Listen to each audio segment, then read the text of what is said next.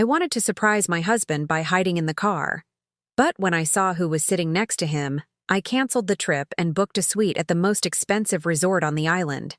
What I didn't know then was that this desperate decision would be the first step toward my rebirth. Today, I'm going to tell you something I never thought I'd share. And if, for a second, you feel like this sounds familiar, I just ask that you leave a like and subscribe. It will help me to keep unburdening myself. My name is Carolyn Miller. I'm 56 years old, and for 24 of those years, I was the perfect wife to Arthur Vance in Boston. Every morning, I woke up at 6 to make the coffee just the way he liked it.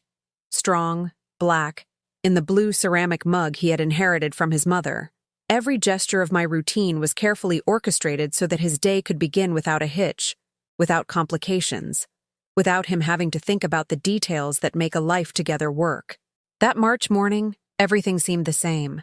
The spring sun filtered through the blinds of our bedroom in the south end, creating those golden stripes I had so often watched while he slept beside me. His breathing was deep, regular, the breathing of a man who slept with a clear conscience. I had been awake since 5, as always, staring at our bedroom ceiling and listening to the first sounds of the city waking up. The aroma of fresh coffee filled the kitchen as I spread orange marmalade on his toast, the special kind I bought from a gourmet market downtown because it was his favorite. My fingers, already wrinkled from years of washing dishes, ironing shirts, and serving without anyone noticing, trembled slightly when I heard his footsteps coming down the stairs. "Good morning, honey," I murmured, as I did every morning, without looking up from the plate I was preparing. His response was a barely audible grunt as he sat in his usual chair, the one facing the small garden where I grew red geraniums and basil.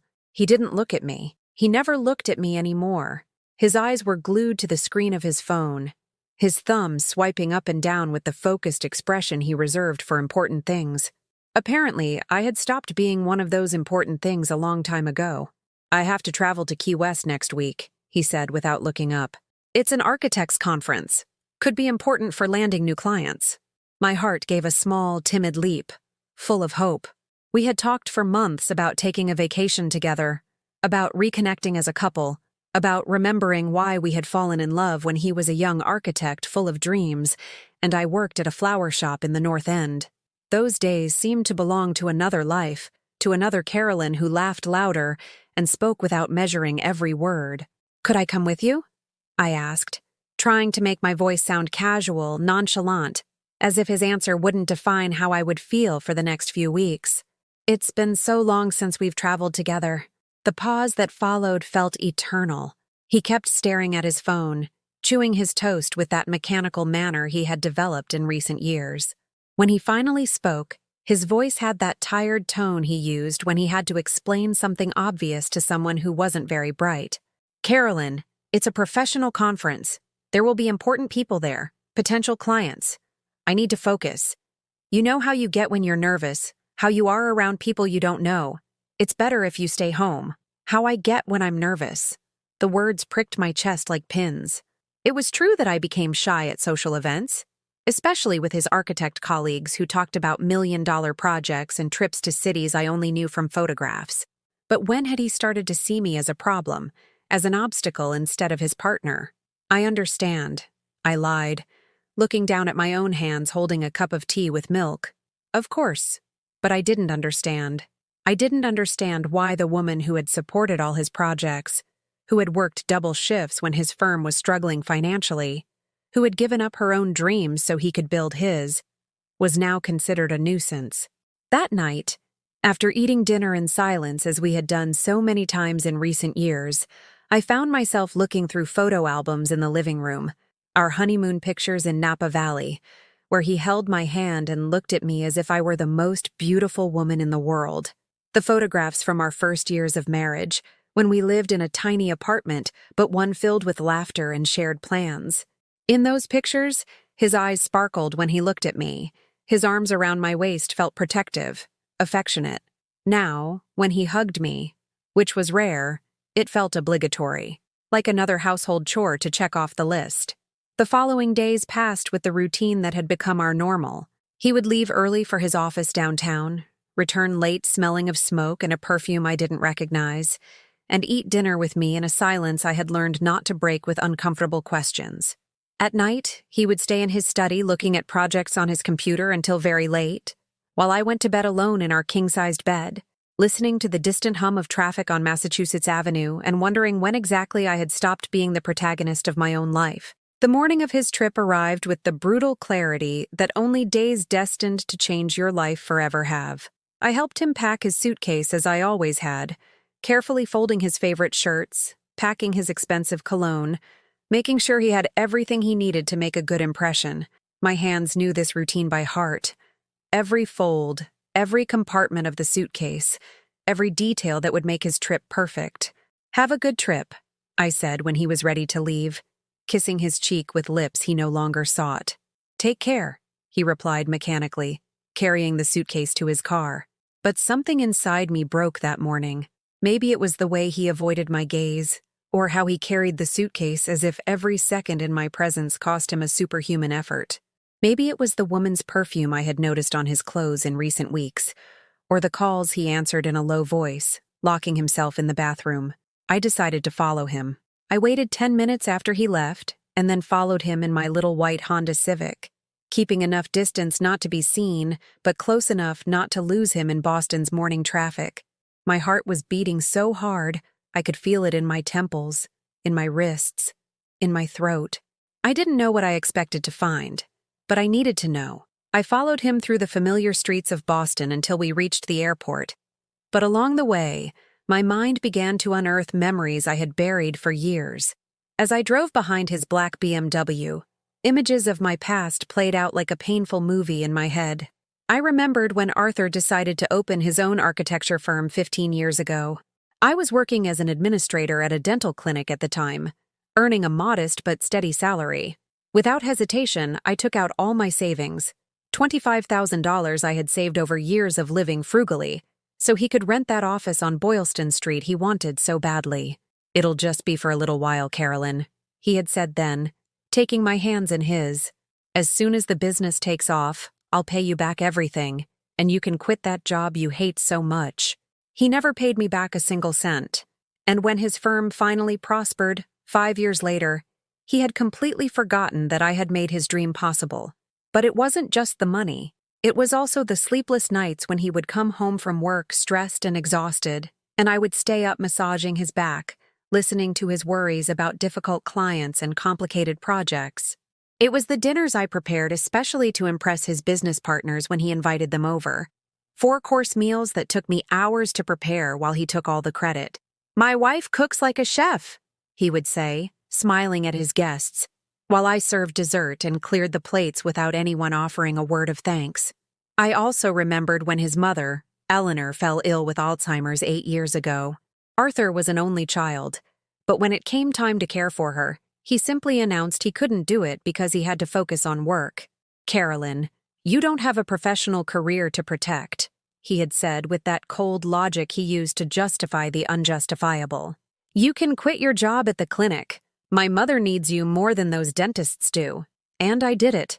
I left my job, my colleagues, my small financial independence, to care for a woman who for years had treated me as if I weren't good enough for her son. For 3 years, I changed diapers, gave medications, cleaned up vomit, and endured the confused screams of an elderly woman who no longer recognized me.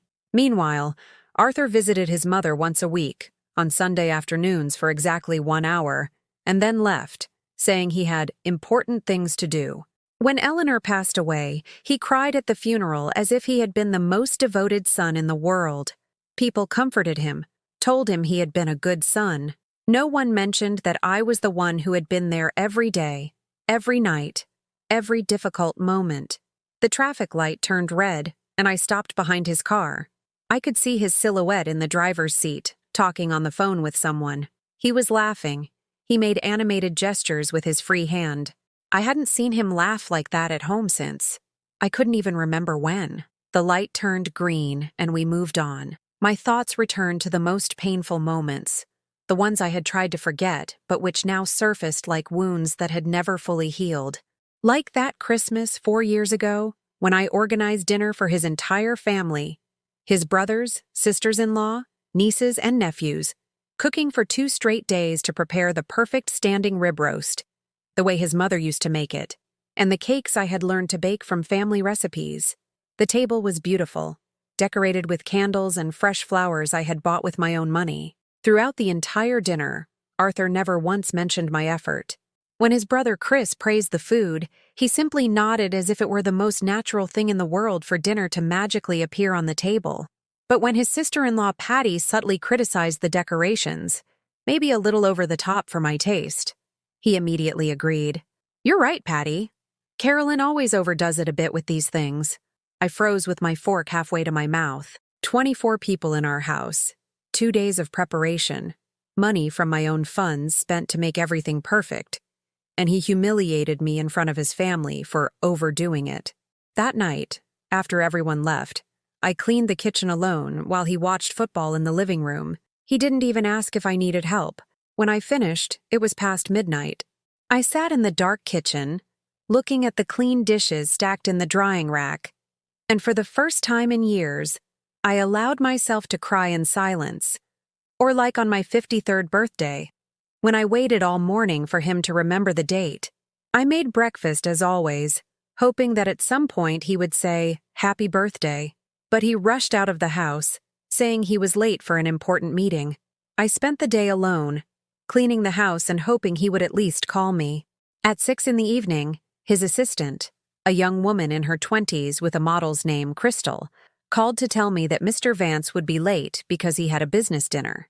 "Should I give him a message for you, Mrs. Vance?" she asked in that sweet voice she used when talking to me, as if I were a confused old lady. "No, thank you, Crystal. It's nothing important."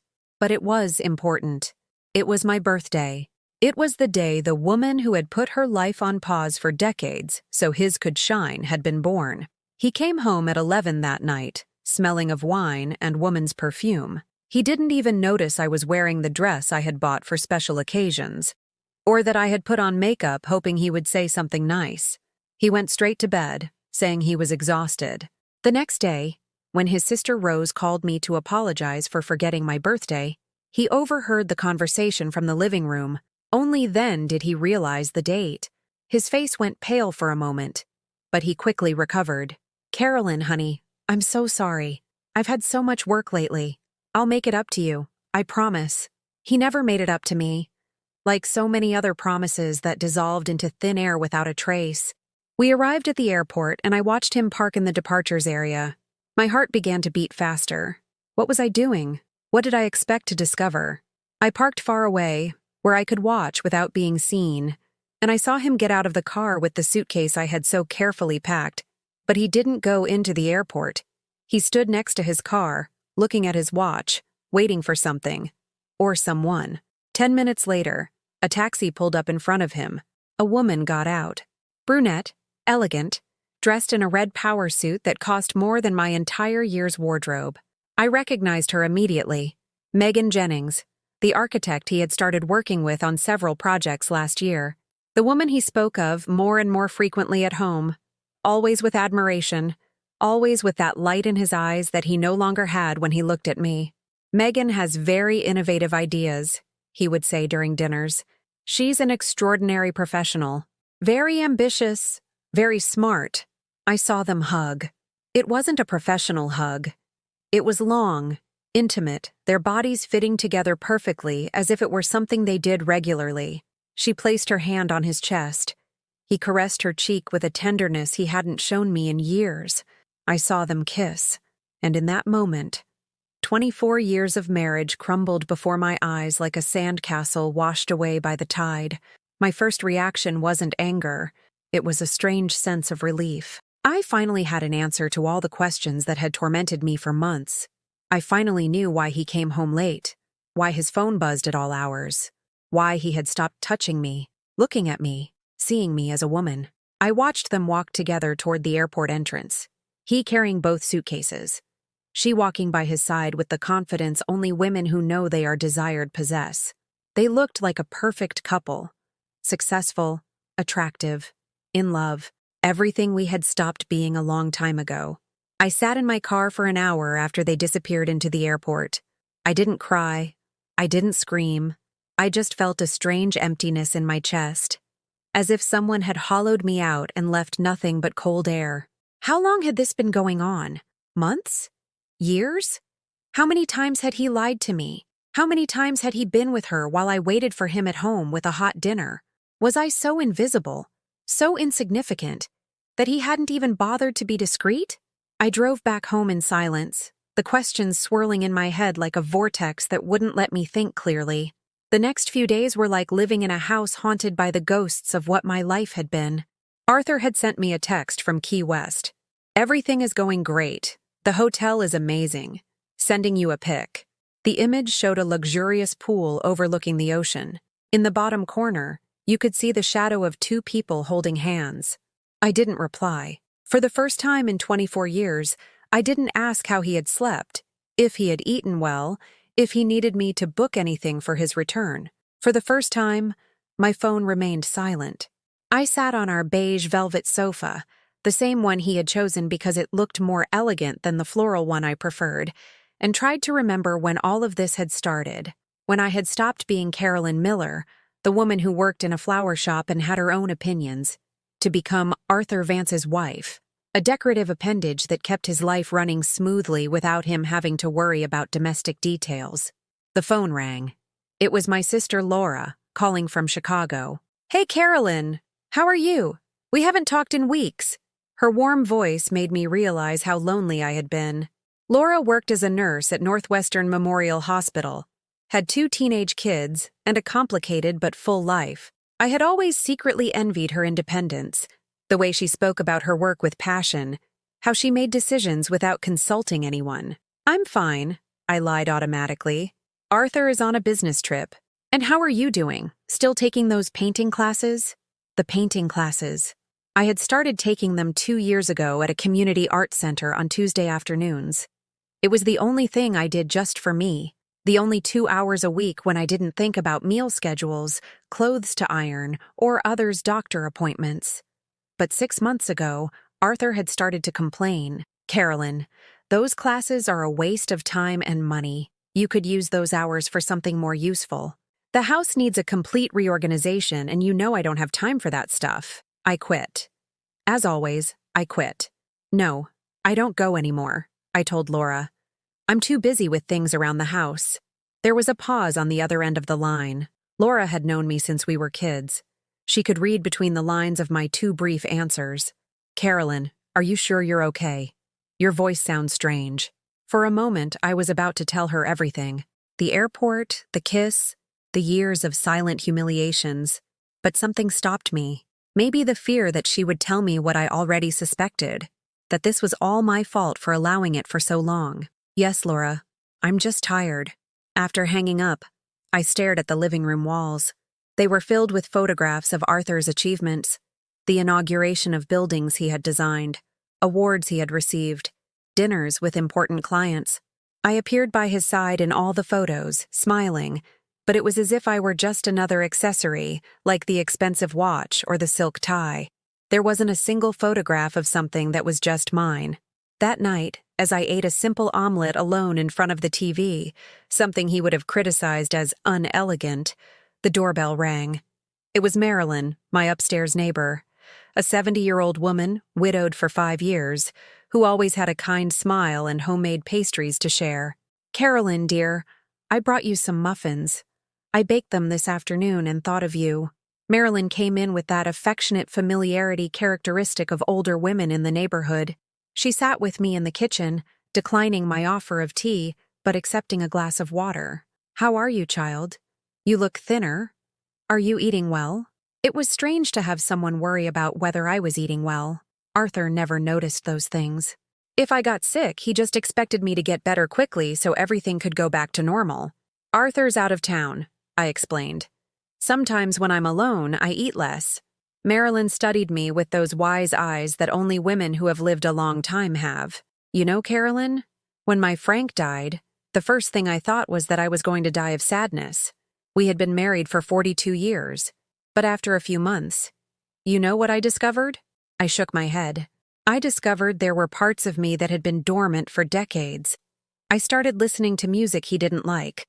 I decorated the house the way I wanted. I started going to the 8 o'clock service instead of the 10 o'clock because I preferred the younger priest. Little things that seem insignificant, but they reminded me of who I was before I was Frank's wife. Her words lingered in the air of my kitchen after she left.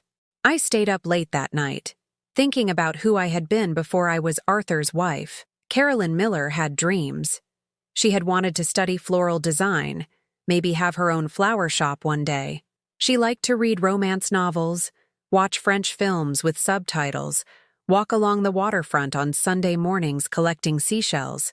She had friends she would laugh with until her stomach hurt, strong opinions on politics and art, plans to travel to Paris one day. What had happened to that woman? The next day, I decided to do something I hadn't done in years. I went for a walk alone through downtown Boston, with no destination, no schedule, no pressure to get home to make dinner.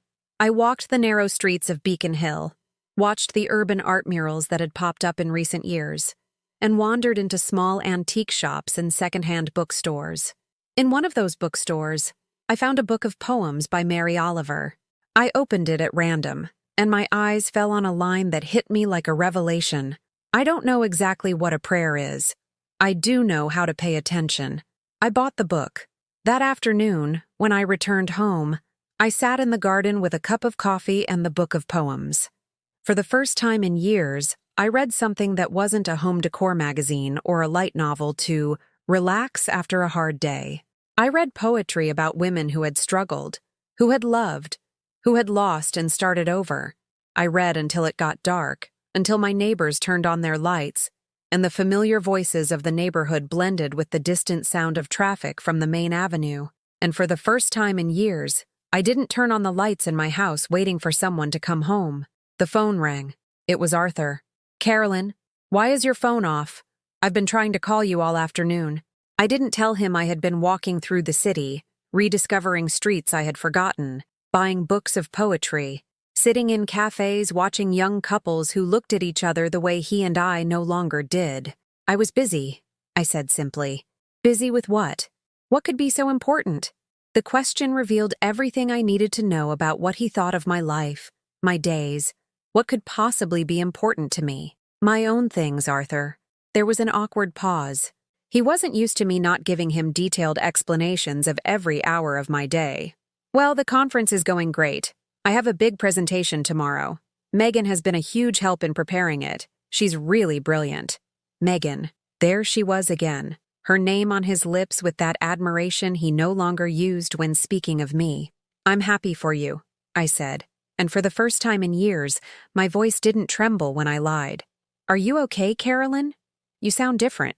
Different. Maybe because for the first time in years, I was starting to remember who I was before I became his shadow. "I'm fine, Arthur. Get some rest." I hung up before he could reply, and instead of feeling guilty for being rude, I felt something I hadn't experienced in so long I had almost forgotten it.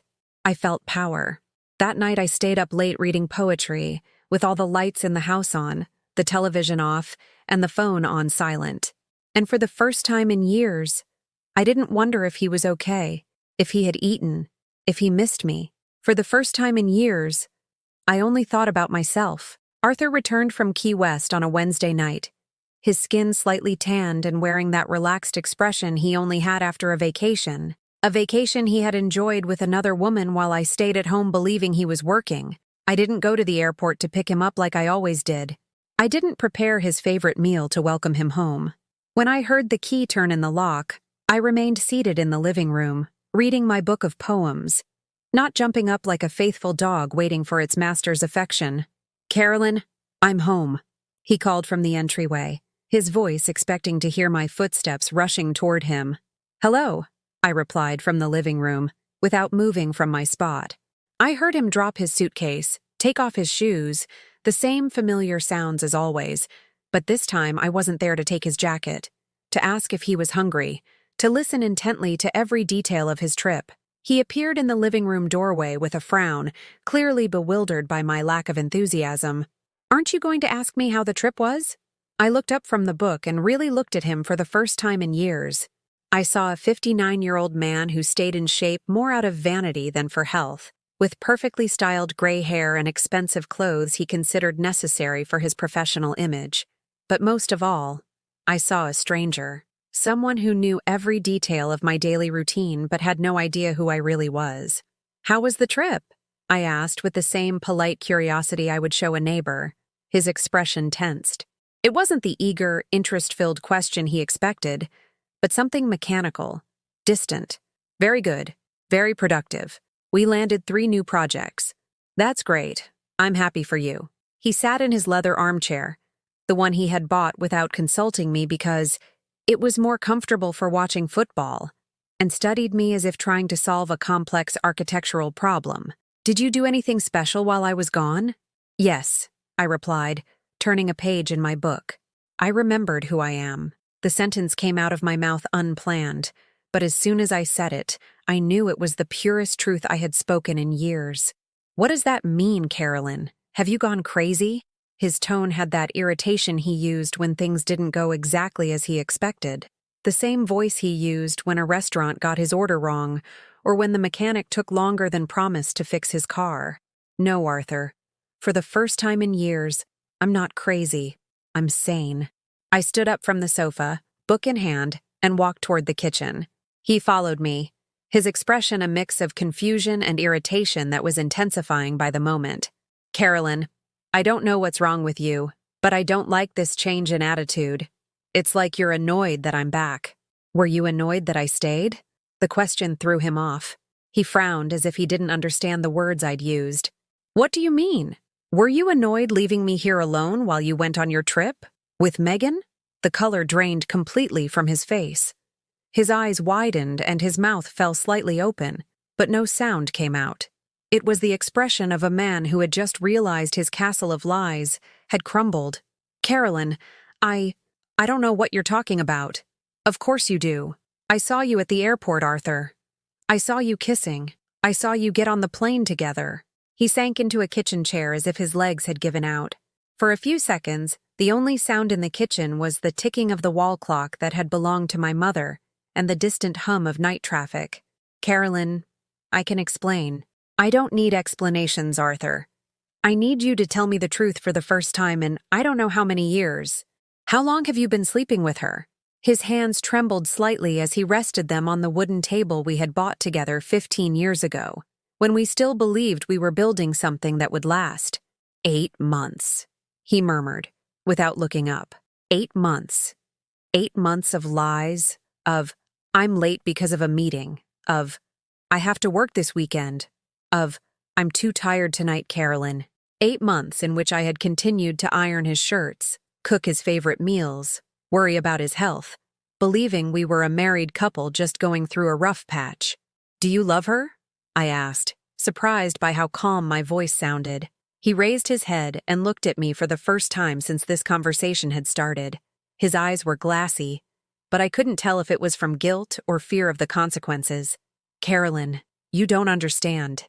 Megan and we have things in common. She understands my work, my ambitions. We speak the same professional language. And what am I? A piece of furniture that talks? No, of course not. You're my wife, my family, but I'm not the woman you love." There was another long pause. A pause that stretched so long I started counting the seconds. 20, 30, 40 seconds of silence that were worth more than all the nice words he had said in recent years. "Carolyn, love evolves," he finally said. "What we have is different now. It's more mature, more stable." "No, Arthur. What we have is non-existent. I've become your unpaid housekeeper, and you've become a stranger living in my house. This is my house, too." For the first time in the conversation, he raised his voice. It was interesting how fear made him show his true colors. Now it wasn't about love or marriage. It was about possessions, rights, about who had more power in this negotiation. "You're right," I said, surprising him. "It is your house, too, but I don't have to keep living in it like a ghost." "What do you mean?" "I mean, this is over, Arthur. Our marriage ended 8 months ago, when you decided Megan was more interesting than me. I just wasn't informed of the decision." He stood up from the chair abruptly, with that defensive posture he adopted when he felt cornered in an argument. Carolyn, don't be dramatic. All marriages go through crises. We can fix this. We can go to therapy. We can what? Pretend you haven't been lying to me for 8 months? Pretend you haven't been sleeping with another woman while I waited at home for you like an idiot? You are not an idiot. You're right. I'm not an idiot. That's why I'm not going to act like one anymore. I headed toward the stairs, but his voice stopped me. Carolyn, if you leave, you'll have nothing. You have no job, no money of your own. What are you going to do? Where are you going to live? His words were calculated to hurt me, to remind me of my financial vulnerability, my dependence on him. For years, that had been his ace in the hole in any argument. The subtle reminder that I couldn't survive without him. I turned to him slowly. You're right, Arthur. I don't have a job because I quit mine to take care of your mother. I don't have savings because I spent them on making your dream of having your own firm a reality. I don't have a professional career because I sacrificed mine so yours could shine. But I have something you don't have. What? Dignity. I walked up the stairs to our bedroom, feeling his eyes on my back. For the first time in 24 years, I had gotten the last word in an argument with him. In the bedroom, I pulled a suitcase from the closet and began filling it with my essentials. Underwear, a few dresses, my favorite books, the jewelry that had belonged to my mother. It wasn't much, but it was mine. He appeared in the bedroom doorway as I was zipping it up. Carolyn, please, don't do this. We can try again. I can end it with Megan. I don't want you to end it with Megan for me, Arthur. I want you to do it because you realize it's wrong. But you won't, will you? He didn't answer. The answer was in his silence. I'm going to my sister's place in Chicago, I said, picking up the suitcase. I'll be back for the rest of my things tomorrow. When I'm ready to talk about a divorce, I'll call you. Carolyn? 24 years, Arthur. 24 years of my life given to a man who traded me in for a younger, more successful version of what I could ever be. The problem isn't that you cheated on me. The problem is that I let myself become someone so insignificant that it was easy to cheat on me. I left the house that night with one suitcase, $500 I had secretly saved, and for the first time in decades, the feeling that I was walking toward something instead of running away from it. Rain had begun to fall on Boston as I closed the door to what had been my home for 24 years. But for the first time in a long time, I didn't feel lost. The overnight train to Chicago rocked me gently as I watched the lights of the towns we left behind through the window. Every mile took me further from Boston, further from Arthur, further from the woman I had been for 24 years. In the seat next to me, my suitcase held my entire life, a few pieces of clothing, a photograph of my parents, the book of poems by Mary Oliver, and $500 that represented my only financial security. For the first time in decades, I didn't know exactly what would happen the next day. And instead of terrifying me, that uncertainty gave me a strange sense of freedom. Laura was waiting for me at Union Station at 7 in the morning, with 2 steaming coffees and that worried expression older sisters get when they know something bad has happened without knowing the details. Carolyn, honey? What happened? She asked as she hugged me tightly, smelling of the same soft perfume she had worn since high school. Arthur is having an affair, I said bluntly, and I've decided I'm not going to pretend I don't know anymore. Her eyes widened, but she didn't say I'm sorry or how terrible as I expected. Instead, she studied me for a few long seconds and then nodded slowly. You know what, Carolyn? I'm glad you found out, and I'm even gladder you had the courage to leave. You're glad? I asked, confused. Aren't you going to tell me that marriages have crises, that I should try to save it? Sister, I've been watching you fade away for years. Every time you came to Chicago, you seemed smaller, grayer, as if you were slowly dissolving. At first, I thought it was just age, that we all get quieter. But then I realized you weren't quieter. You were more invisible. Her words both hurt and comforted me. They hurt because they confirmed what I had feared, that my gradual disappearance had been obvious to those who loved me. But they comforted me because it meant someone had been seeing me, even when I had stopped seeing myself. Laura's apartment in Wicker Park was small but cozy, filled with green plants and books stacked on every available surface. Her kids, Leo and Sophie, 16 and 14, greeted me with the natural ease of teenagers who grew up in a house where family crises are handled with practical love instead of drama. "Aunt Carolyn, you can stay in my room," Sophie said. "I'll sleep with Mom until you get settled." "I don't want to be a bother, sweetie." "You're not a bother," Leo interrupted, having inherited his mother's directness. "Besides, Mom says you need time to reinvent yourself. That sounds pretty cool." Reinvent myself. The word echoed in my mind all that first day as I unpacked my few belongings in Sophie's teenage room, surrounded by posters of singers I didn't know, and textbooks that reminded me of a world of possibilities I had forgotten existed.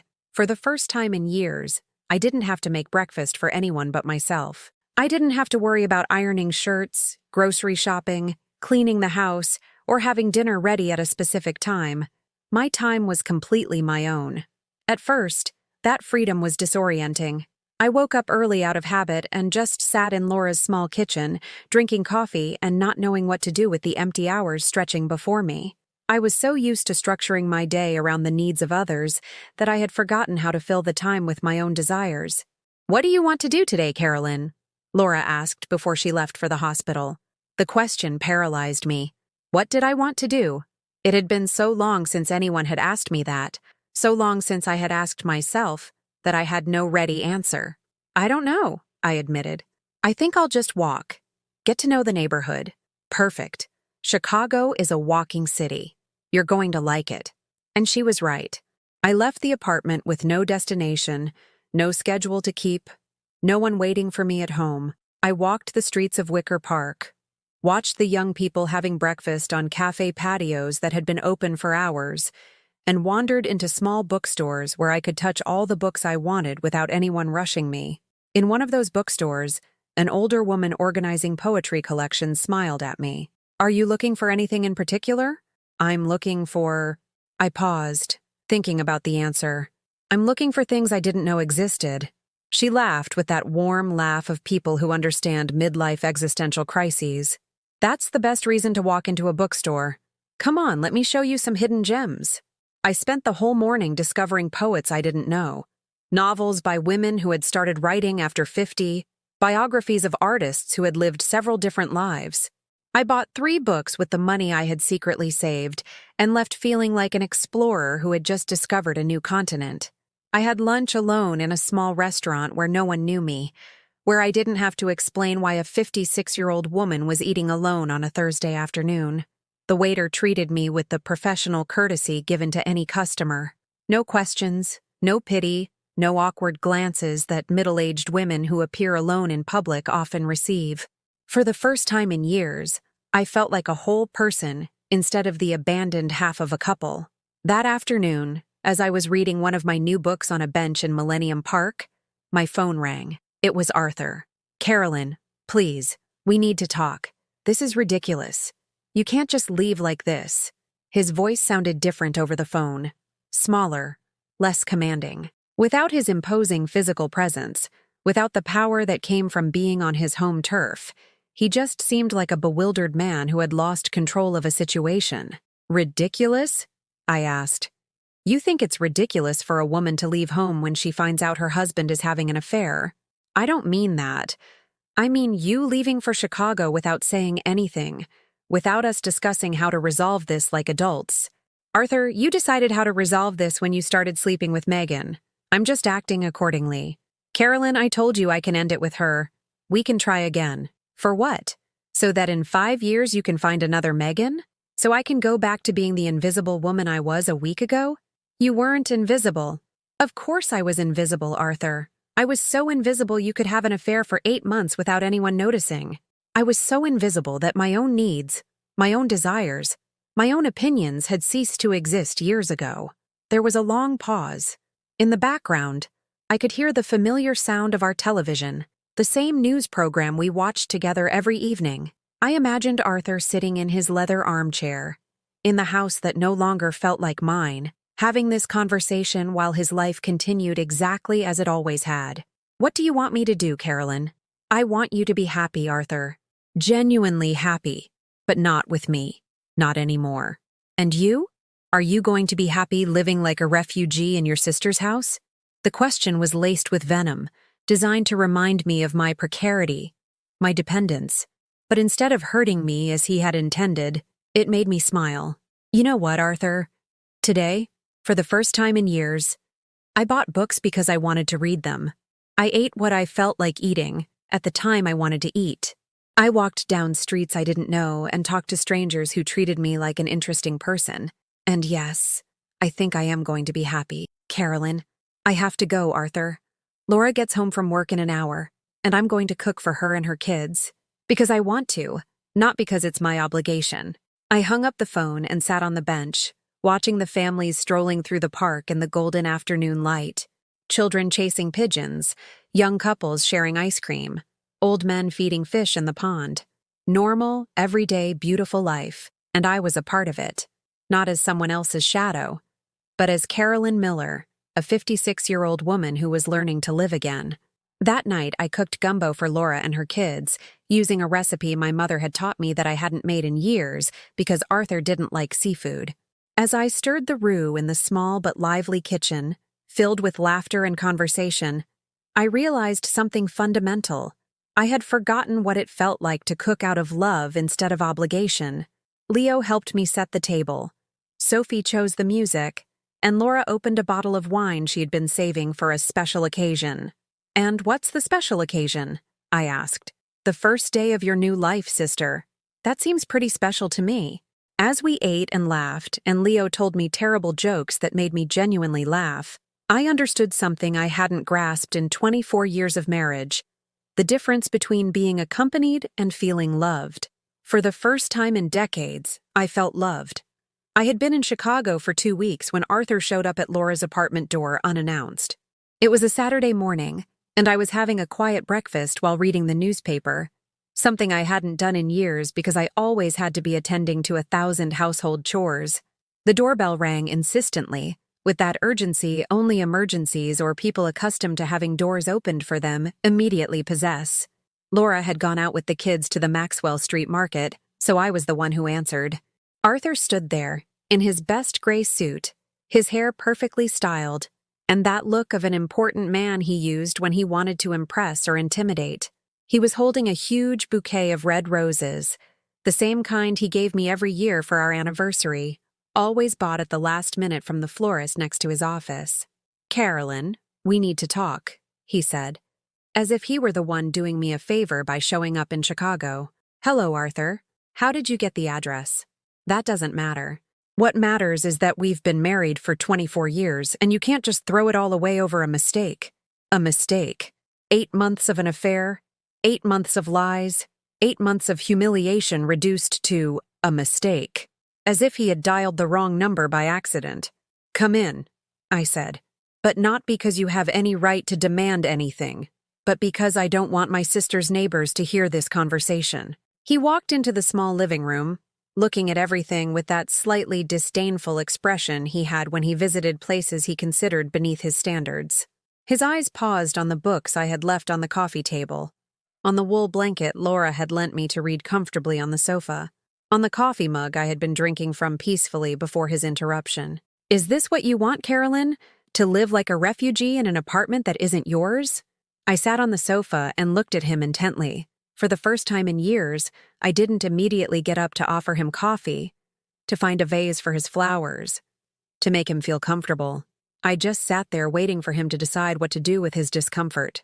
This isn't living like a refugee, Arthur. This is living like a free woman. Free! He laughed with that bitter laugh he used when he thought someone had said something ridiculous. Free for what? To live off your sister's charity? To have no home of your own? No money of your own? No future of your own? And what future did I have with you? To continue being your unpaid housekeeper while you slept with younger women. That's over. I ended it with Megan. I ended it for you, for us. You didn't end it for us, Arthur. You ended it because you got caught. There's a difference. He sank into Laura's armchair as if the weight of the conversation was too much to bear standing. For the first time since he had arrived, he seemed less confident, less in control. Carolyn, I know I've made mistakes. You didn't make mistakes. You made decisions. For 8 months, every single day, you decided to lie to me. Every time you came home late, you decided to make up an excuse. Every time you made love to me, you decided to pretend there wasn't another woman in your life. But I ended it with her. And what do you want? A prize? For me to thank you for ending a relationship that never should have started? He ran his hands through his hair, messing up his perfect hairstyle. It was the first time I had seen him truly flustered, truly out of control. What do you want me to do, Carolyn? Just tell me what I have to do to get you to come home. I don't want you to do anything, Arthur. That's the problem. For 24 years, I've been waiting for you to do something, to see me, to value me, to treat me like a partner instead of an employee. But I don't want to wait anymore. So what? You're going to get a divorce? You're going to destroy 24 years of marriage over a slip-up? A slip-up. Now it wasn't even a mistake. It had been downgraded to a slip-up, as if he had accidentally tripped and fallen on top of Megan for 8 months. Arthur, do you know when I realized our marriage was over? It wasn't when I saw you kissing her at the airport. It was when Marilyn, my neighbor, asked if I was eating well because I looked thinner. Do you know why that question hit me so hard? He shook his head, clearly confused by the turn the conversation had taken. Because I realized that a neighbor cared more about my well-being than my own husband. A woman who sees me once a week had noticed I'd lost weight. But you, who live with me, hadn't noticed a thing. Carolyn, let me finish. Marilyn, in a 5-minute conversation, asked if I was okay, if I needed anything, if I was lonely. You had been living with me for months and didn't know if I was sad, if I was sick, if I was desperate. Do you know why? Because I was invisible to you long before Megan showed up. The flowers were still in his hands, already wilting from the trip from Boston. He glanced at them occasionally as if he'd forgotten why he'd brought them. I love you, Carolyn. I've always loved you. No, Arthur. You needed me. You needed me to make your life run smoothly, to keep your house clean, to have your meals ready, to have a presentable wife at social events. But loving me would mean knowing me. And you don't know me. Of course I know you. You're my wife. What's my favorite color? The question caught him by surprise. His mouth opened to answer, but nothing came out. What book am I reading? What's my biggest dream? What am I most afraid of? When was the last time you saw me truly happy? With each question, his expression became more confused, more lost. Carolyn, they are basic questions about the person you've lived with for 24 years. And you can't answer a single one because to you, I wasn't a person. I was a function. I was the wife, the cook, the nurse for your mother, the hostess for your business dinners. He was silent for several minutes. Outside, you could hear the voices of children playing in the building's courtyard, the distant traffic from the main street, the normal sounds of a Saturday morning in Chicago, sounds of real life, of people moving on with their existences while we sat in that small living room, dissecting the remains of a marriage that had died long before either of us realized it. What happens now? He finally asked, his voice so small I barely recognized it. Now I'm going to learn who I am without you. And you're going to learn who you are without someone to make your life comfortable and easy. Carolyn, I can change. I can be a better husband. I don't want you to be a better husband, Arthur. I want you to be happy. But not with me, because I no longer want to be your wife. And if I don't want a divorce? What if I refuse?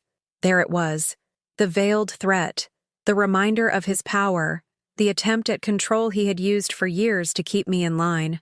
But this time it didn't work. This time, instead of scaring me, it made me smile.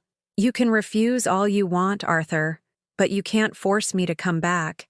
You can't force me to cook for you, to clean your house, to pretend I'm happy in your bed. You can keep the title of husband, but you no longer have a wife. He stood up abruptly, dropping the flowers on the coffee table with more force than necessary. You know what, Carolyn? You're right. Megan is better than you. She's smarter, more ambitious, more attractive. She has goals. She has a passion for life. She doesn't spend her days complaining about how unhappy she is. His words were designed to hurt me, to make me feel small and insignificant, to make me beg for his forgiveness and come running back to Boston. For years, those words would have worked. They would have shattered me, but not anymore. You're right, Arthur. Megan is probably better than me at many things, and you deserve to be with someone better, just like I do." The look on his face was perfect. He had clearly expected tears, pleas, an emotional breakdown that would give him back control of the situation. He had not expected serene agreement, much less the suggestion that I also deserved better than him. "This is ridiculous," he muttered, heading for the door. "When you get over this midlife crisis, you know where to find me." "It's not a crisis, Arthur. It's an awakening." He left without saying goodbye, leaving the flowers on the table as evidence of his visit and his failure. I sat on the sofa for a long time, not because I was sad or regretful, but because I needed to process what had just happened. For the first time in 24 years, I had held a complete conversation with my husband without yielding an inch. I hadn't softened my words to protect his feelings. I hadn't minimized my pain to make him feel less guilty. I hadn't sacrificed my truth to keep the peace. And the world hadn't ended. He had left angry, but he had left. And I had stayed, serene and sure of my decisions. When Laura arrived with the kids an hour later, they found the wilting flowers on the table and me reading peacefully with a cup of tea. "A visitor?" Laura asked, eyeing the flowers with a raised eyebrow. "A farewell," I replied, "and a final one." 3 months after Arthur's visit, I woke up in the small Wicker Park apartment, and for the first time in decades, I didn't know what day of the week it was. Not because I was confused, but because it no longer mattered. Mondays were no longer his laundry day. Wednesdays no longer meant cleaning the house from top to bottom, so it would be perfect when he got home from work. Sundays were no longer synonymous with family dinners where I cooked for everyone and then cleaned up alone while he watched football. My time, for the first time in 24 years, was entirely my own. I got up without rushing and made myself a strong coffee, the kind Arthur disliked because he said it was too bitter. I sat on the small balcony overlooking the inner courtyard, surrounded by the plants I had started to care for. Geraniums, lavender, a small mint plant I used for tea. Laura had given me the pots for my birthday, the first one I had truly celebrated in years, because I turned 57 and for the first time, nobody forgot. Laura had thrown a small party with her colleagues from the hospital, strong, hard-working women who welcomed me into their circle without asking uncomfortable questions about my marital status. Leo had baked me a chocolate cake following a YouTube tutorial, and Sophie had given me a beautiful notebook with a note on the first page. For Aunt Carolyn, who is writing a new story. Writing a new story. The phrase had stayed with me for weeks. That day, I had an important appointment. After 3 months of living off Laura's savings, she had flatly refused to let me pay rent. I had decided it was time to go back to work, but not just any job. I wasn't going to accept the first offer out of desperation or fear of not finding something better. I was going to find something that made me happy. The interview was at a flower shop in River North, a small but elegant place that specialized in arrangements for events and weddings. When I saw the ad online, seeking person with experience in floral design and customer service, I knew it was perfect for me. I dressed carefully, but not with the desperate nervousness of someone who needs the job to survive, but with the quiet confidence of someone who knows that if this opportunity doesn't work out, others will appear. It was a completely new feeling for me, this serene faith in my own ability to move forward. The owner's name was Helen Martinez, a woman in her late 60s with silver hair tied in an elegant bun and hands stained with soil and sap, a sign that she was not just the boss but also the gardener. Her shop smelled of jasmine and fresh roses, and the walls were covered with photographs of weddings where her arrangements had been the stars. "Tell me about yourself," she said after the initial greetings, as she prepared a chamomile tea in the small office behind the counter. It was the question I had been dreading for weeks. How do you explain 24 years of marriage without sounding like a victim? How do you talk about your experience when most of it was as a homemaker? For many years, I was the primary caregiver for my family, I began, choosing my words carefully. But before that, I worked in a flower shop here in Chicago, back in my 20s. It was my passion then, and I believe it's still my passion now. What took you away from the flowers? Marriage, I answered honestly. My husband thought it was more important for me to be fully dedicated to our home. Helen nodded with the kind of understanding that only women who have navigated the same waters possess. And now? Now I'm getting a divorce. And I'm going back to being the person I was before I became someone else's shadow. I don't know what I expected Helen to say, but I definitely didn't expect her to smile broadly and clap her hands. Perfect, she exclaimed. You know what, Carolyn? I opened this shop 15 years ago, right after I divorced a man who thought my place was ironing his shirts instead of creating beauty with my hands. Women who start over in their 50s are the best employees in the world. They know what they want, and they don't waste time on nonsense. She offered me the job right then and there, before we even finished our tea. The hours were Tuesday to Saturday, 9 in the morning to 6 in the evening, with an hour for lunch. The salary wasn't spectacular, but it was enough to rent my own small apartment and maintain a simple but independent life. There's one condition, Helen told me as we were finalizing the details. Sundays and Mondays are yours. Completely yours. In this job, there are no emergency calls for last-minute blooms or hysterical brides. Your free time is sacred. Sacred free time. It was a concept I had forgotten existed. I started work the following week, and it was like coming home after a 24-year exile. My hands instinctively remembered how to cut stems at an angle to make them last longer, how to combine colors and textures to create arrangements that told stories, how to talk to nervous brides and demanding mothers without losing my patience. But the most important thing was how I felt at the end of each day. Tired? Yes. But it was the satisfying exhaustion of someone who has used their hands and creativity to make something beautiful. I came home smelling of fresh flowers instead of cleaning products, with stories to tell about the day's customers instead of complaints about household chores. Helen quickly became more than just a boss. She was a mentor, a friend, sometimes a surrogate mother who taught me not only floristry techniques, but more important life lessons. Carolyn, do you know the difference between a cut flower and a plant with roots? She asked me one day as we were arranging roses for a wedding. One will last for days, the other can last for years. Exactly. For 24 years, you were a cut flower, beautiful but dependent on others to keep you alive. Now you're growing new roots. You're going to last much longer. By the end of the summer, I had saved enough to rent my own apartment. It was tiny, a studio in Lincoln Park with an open-plan kitchen and a small bathroom. But it had a large, south-facing window where I could put as many plants as I wanted.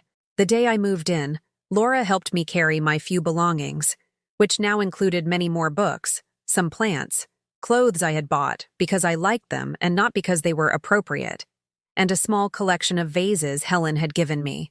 Are you sure you'll be okay on your own? Laura asked as we hung curtains on my new window. Sister, I've spent years feeling lonely while living with someone else. I think living alone is going to be a relief, and it was. That first night in my apartment, I had a simple salad I made just for myself, took a long bath with aromatic salts I'd bought at the market, and got into my twin bed to read poetry until late. There was no one to tell me it was time to turn off the light, no one to complain that the book was making too much noise, no one whose schedule I had to consider before my own. For the first time in decades, I fell asleep smiling. Weekends became little adventures of self-discovery.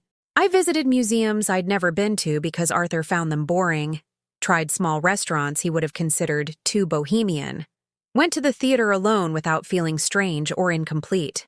One Sunday afternoon, while walking through the Maxwell Street Market, I came across a stall of old books where they were selling gardening manuals from the 60s. The vendor, an older man who looked like a retired professor, noticed my particular interest in a book on growing orchids. "Are you a gardener?" he asked. "I'm a florist," I replied, and as I said it, I realized it was the first time I had defined myself professionally without mentioning that I had been a wife or a homemaker. "Ah, then you must know the secret to orchids," he said, smiling. "What's that?" "They need very little water and a lot of patience. Most people kill them with too much care, not neglect." I bought the book and left thinking about the metaphor. For years, I had been killed by an excess of others' care. Expectations, obligations, roles that others had designed for me. Now, with less external attention but more patience with myself, I was blooming in ways I didn't know were possible. That night, I wrote a letter to Arthur. Not to send, but to find closure in my own mind. I thanked him for teaching me, unintentionally, what I didn't want in my life. I sincerely wished him happiness with Megan, or whoever he chose to be with, and I said a final goodbye to the woman I had been when I was married to him. Then I burned the letter in my small kitchen sink, letting the ashes wash down the drain along with the remnants of a life that no longer belonged to me. 6 months after I started working with Helen, she proposed something that changed my entire future: a partnership. She was approaching retirement and was looking for someone who could keep the flower shop alive when she could no longer do it. Carolyn, you have something that can't be taught: an intuition for what each client needs, for the story their flowers want to tell. And besides that, you're hungry. Hungry to live, to create, to build something of your own. That's exactly what I need in a partner.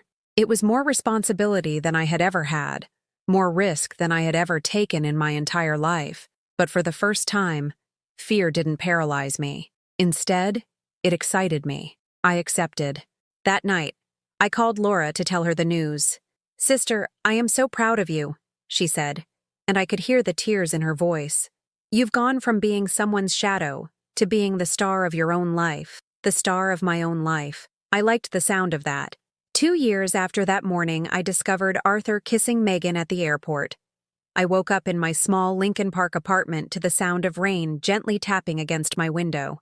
It was a sound that once would have made me melancholy, reminding me of sad afternoons in Boston waiting for him to come home from work.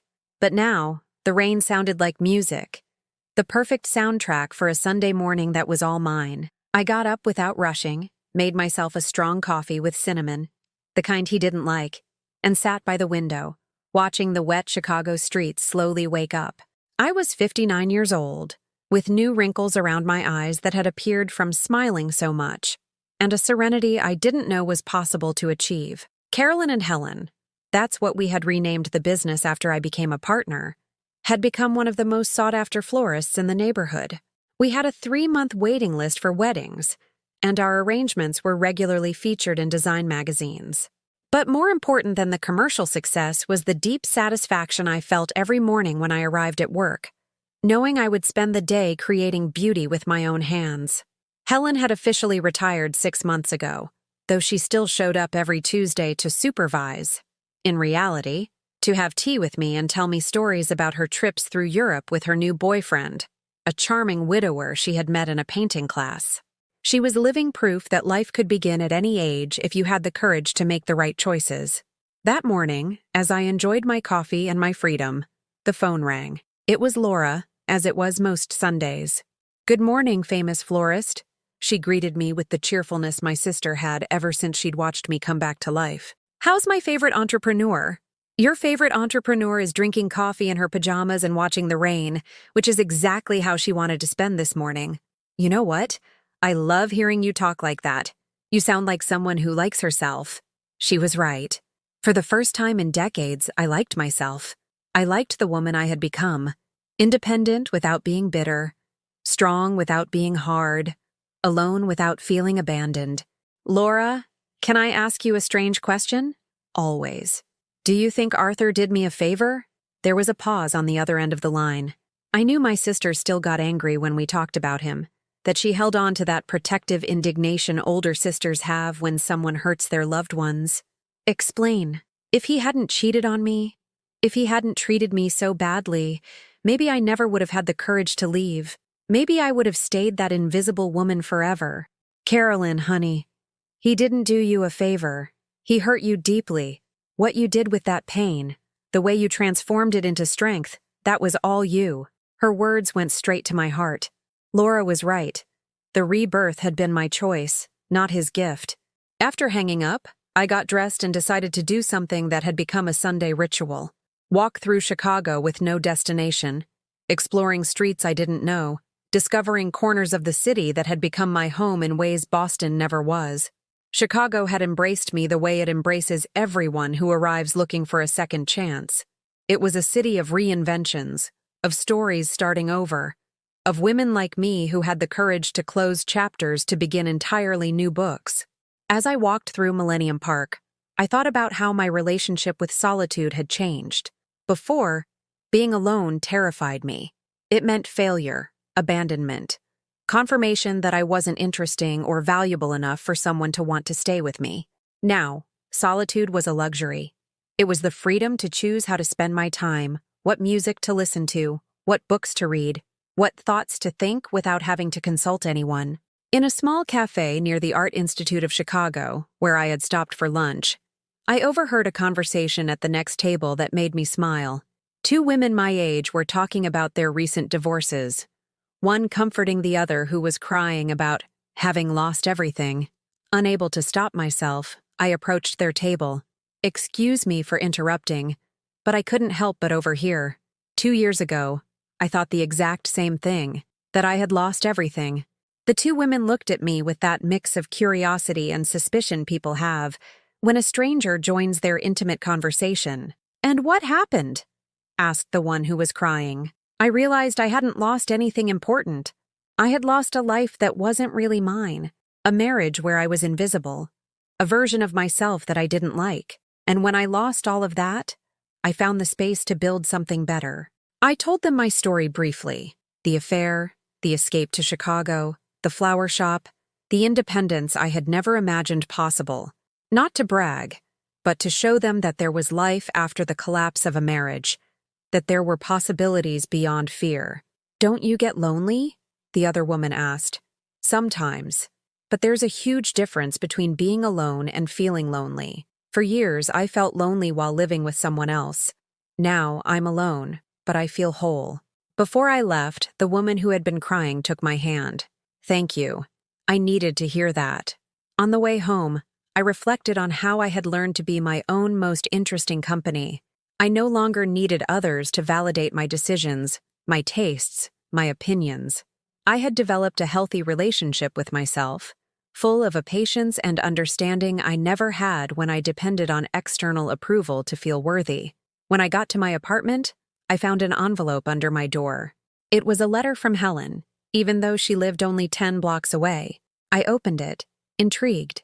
"Dear Carolyn," the handwritten letter said in her elegant script, "today marks exactly 1 year since you became my partner.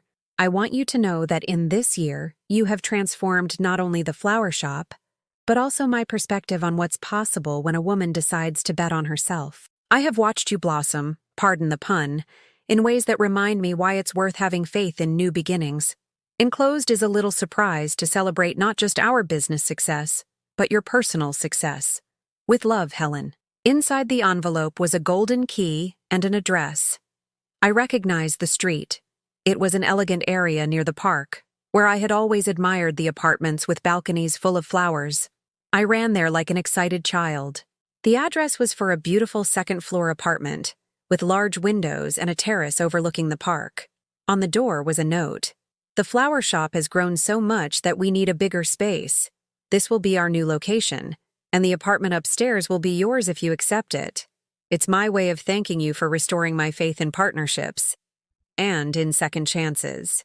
I stood on that terrace, looking out at the park where I had just been walking, and for the first time in years, I thought of Arthur without bitterness. I wondered if he was happy with Megan, if he had learned to value what he had, if he would ever regret losing someone who had loved him unconditionally for 24 years. But these questions no longer hurt me, because the answers no longer affected my happiness. His story with Megan, happy or not, was exactly that. His story. I had my own story now, and it was far more interesting than I could have ever imagined. On Saturday night, after closing the flower shop, I sat on my new terrace with a glass of red wine and my notebook. I had started writing, another rediscovery of a buried passion. I wrote about flowers, about women, about second chances, about the courage to start over when most of the world thinks it's already too late. As I wrote, it occurred to me that my story wasn't unique. All over Chicago, all over the country, there were women who had sacrificed their identities for marriages that had slowly consumed them, women who believed it was too late to change, too dangerous to risk the known for the possible. But I was living proof that it's never too late to rescue your own life. The wind gently rustled the plants on my terrace, orchids that bloomed with little water and lots of patience, geraniums that perfumed the Chicago nights, aromatic herbs I used to cook the dinners I prepared just for myself. In the distance, the lights of Chicago sparkled like fulfilled promises, like dreams that had found their right moment to come true. Carolyn Miller had died in Boston 2 years ago. In her place, a woman had been born who didn't need a married name to define herself, who didn't need anyone's approval to make decisions, who had learned the difference between loving and losing herself in someone else's love. I closed my notebook, finished my glass of wine, and went inside my new apartment, knowing that tomorrow would be another day of infinite possibilities. Life had turned out to be much more generous to me than I had ever dared to hope when I decided I deserved better than being someone's shadow. And this is the end of my story, or rather the end of my old story and the beginning of all the new stories I have yet to write. Now I ask you, have you ever lived through something similar? Or do you know someone who has? Tell me about it in the comments. If this story has touched your heart, please leave a like and subscribe to the channel so this message can reach someone who needs to hear it.